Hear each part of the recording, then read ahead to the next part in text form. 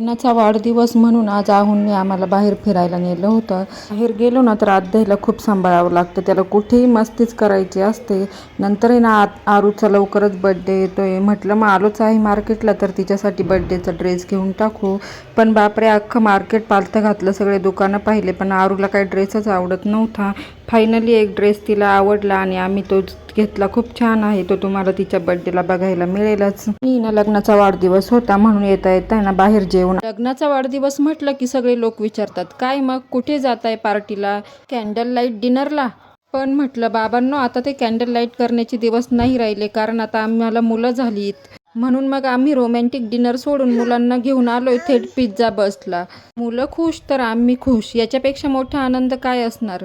जसा pizza extra चीज शिवाय अपूर्ण आहे, तसंच आमचं आयुष्यही या मुलांशिवाय अपूर्ण आहे. इथे ना सगळे चायनीज पदार्थ होते आणि ते पण अनलिमिटेड होते.